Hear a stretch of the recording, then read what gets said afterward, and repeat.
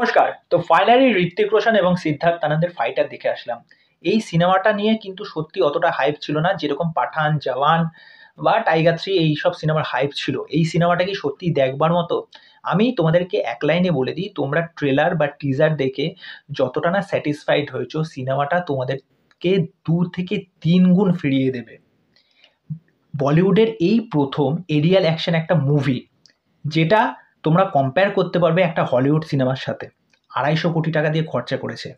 সিদ্ধার্থ আনন্দ আর ঋত্বিক রোশনের এই যে কম্বিনেশনটা, আর ঋত্বিককে যেভাবে এখানে পারফরমেন্স করতে দেখা যাচ্ছে, অ্যাকশন সিন হোক, ইমোশনাল সিন হোক, বা ঋত্বিক রোশনের যখন ওই যে এন্ট্রিটা হচ্ছে, সেটা নেক্সট লেভেল।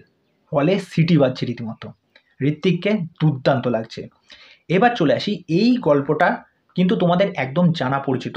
সেই একই ইন্ডিয়া পাকিস্তান ওই দিকটাকে এখানে তুলে ধরা হয়েছে। পুলওয়ামা অ্যাটাক, যেখানে একটা সেনাবাহিনীর একটা পুরো রেজিমেন্ট তার উপর অ্যাটাক হচ্ছে।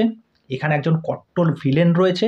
এবার প্যাটি এবং এই তার টিমটা কি করবে, তার পরিণতি কি হবে এরপর, তা সেটা দেখতে হলে তোমাদেরকে ফাইটারকে দেখে আসতে হবে। প্রথমে কথা বলবো যে এটার গল্পটা যেভাবে লেখা হয়েছে। আমি প্রথমেই বলেছিলাম ইন্ডিয়া পাকিস্তানে এর আগে প্রচুর সিনেমা হয়েছে, কিন্তু এই গল্পটা কোথাও না কোথাও তোমাদেরকে ইমোশনালি কানেক্ট করবে গল্পটার সাথে।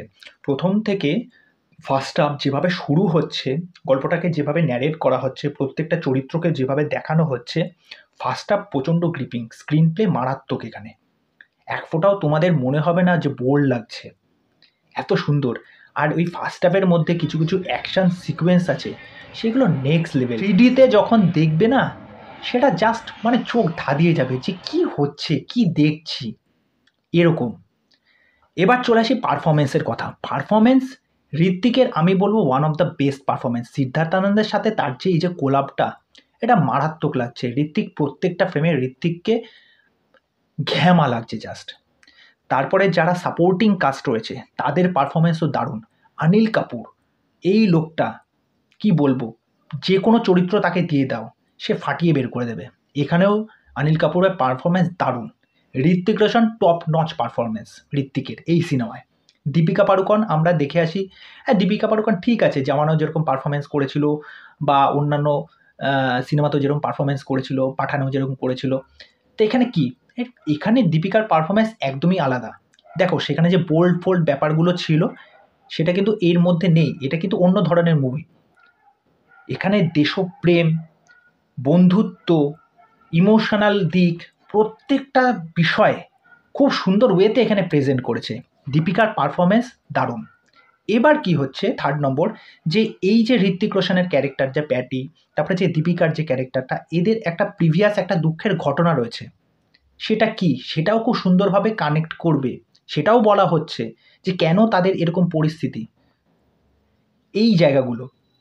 সেই জন্য এরপর কি হয়, ইন্টারভেলের আগে থেকে তারপরে ইন্টারভেলের পরের যে ঘটনাটা, সেটা আস্তে আস্তে খোলা শুরু হয় যে কেন এই ঘটনাগুলো ঘটছে বা এরপর কি হবে।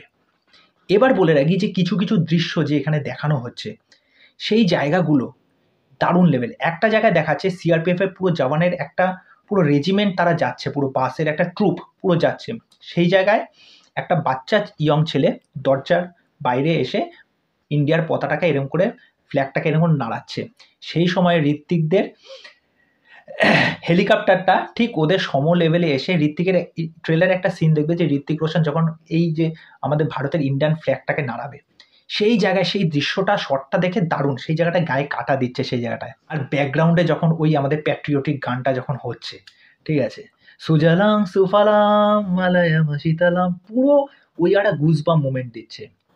ইমোশনাল দিকগুলো একটা জায়গায় সিনে দেখানো হচ্ছে যে তার ঋত্বিকের গ্রুপের দুজন বন্ধু তারা পাকিস্তানে আটকা পড়ে যায়, এবং তার সমস্ত দায় পড়ে ঋত্বিকের ওপর। যে ঋত্বিককে বলা হয় যে তোমার কাজটা তুমি ঠিকঠাক মতো করনি, তোমাকে এই জায়গা থেকে তোমাকে বার করে দেওয়া হবে। সেই জায়গায় তোমার জন্য বারবার, ট্রেলারও একটা সিন আছে, তোমার জন্য বারবার তোমার টিম সাফার করে, ঠিক আছে। এই জায়গায় ঋত্বিকের যা পারফরমেন্স, মানে সেটা দেখবার মতো। আমি কোনো রকম স্পয়লার দেবো না। আরেকটা দৃশ্য আছে যেখানে ঋত্বিকের গ্রুপের দুজন যারা পাকিস্তানে আটকা পড়ে যায়, তাদের উপর টর্চার করা হচ্ছে। সেই সময় কারণ সিং গ্রোভার আবার আরেকজনের নাম আমার মনে পড়ছে না। সেই সময় তারা মুখ দিয়ে সে সমস্ত কথাগুলো বলছে ভারত মাতা সম্পর্কে, বা যেই ডায়লগগুলো দিচ্ছে সেইগুলো দারুণ ইমোশনালি কানেক্ট করছে, সেগুলো গায়ে কাটা দিচ্ছে পুরো। এবার চলে আসি ডায়লগ ডেলিভারি। এখানে ডায়লগ যেভাবে লেখা হয়েছে আর ডায়লগগুলো যে সমস্ত সিনে আসছে, একদম প্রমিনেন্ট লাগছে ডায়লগগুলো। ঠিক যে জায়গায় যেই ডায়লগ দরকার ঠিক সেই জায়গায়। আর কিছু কিছু পাঞ্চ লাইন ইউজ করা হয়েছে, পাঞ্চ লাইনগুলো মারাত্মক। আর দীপিকা, তারপরে হচ্ছে এই যে ঋত্বিক রোশন আর বন্ধু বান্ধব, তারা যখন একত্রে তাদের মধ্যে হাসি ঠাট্টা ইয়ার্কি হচ্ছে, তাদের এই যে বন্ধুত্বটা, বন্ডিংটা এত সুন্দর দেখানো হয়েছে, তাদের মধ্যে সার্কাজম হচ্ছে, এই বিষয়টাকেও খুব সুন্দর ওয়েতে প্রেজেন্ট করেছে। এবার চলে আসি ফাইট সিকোয়েন্স। ফাইট সিকোয়েন্স তো দেখো, এরিয়াল অ্যাকশন মুভি আমাদের বলিউডে 250 কোটি টাকার বাজেটে ভিএফএক্সের কাজ এত সুন্দর, তোমরা যখন দেখবে প্রত্যেকটা স্ক্রিন এত প্রিমিয়াম লুকস লাগছে, দেখে এতটা ভালো লাগছে, স্যাটিসফাইং লাগছে সেই দৃশ্যগুলো।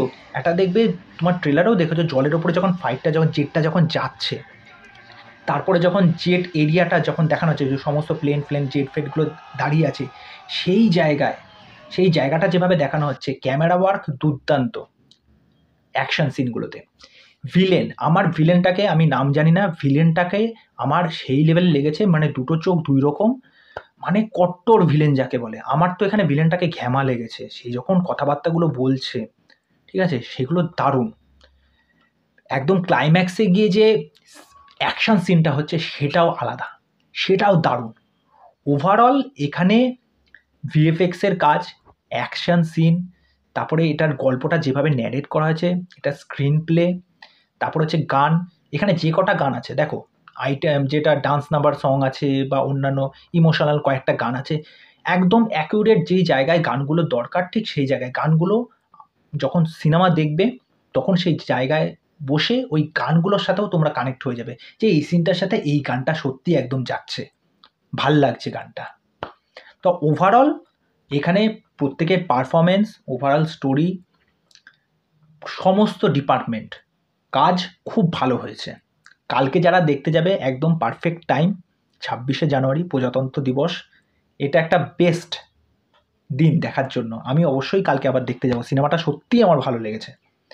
তা যারা এখনও ফাইটার দেখোনি তাদেরকে বলবো আর বেশি দেরি না করে ফাইটার টিকিট কেটে ফেলো। আর ফাইটার যারা দেখে এসেছো, দেখে আসার পর তোমাদের কি মতামত সেটা অবশ্যই আমাকে কমেন্ট করে জানাও। তো চলো, এই হলো আজকে ফাইটার নিয়ে আমার রিভিউ রিয়াকশান। তোমরা দেখে আসার পর বুঝতে পারবে যে আমি যে কথাগুলো বললাম সেই কথাগুলোর সাথে তোমরা কানেক্ট করতে পারলে কিনা। তো চলো আজকে এখানে শেষ করছি, নেক্সট ভিডিওতে আবার দেখা হবে। আর চ্যানেলে এসে আমার চ্যানেলটাকে সাবস্ক্রাইব করে দাও, পাশে থাকে বেল আইকনটা ক্লিক করে দিয়ে নোটিফিকেশন অন করে নিও। নমস্কার।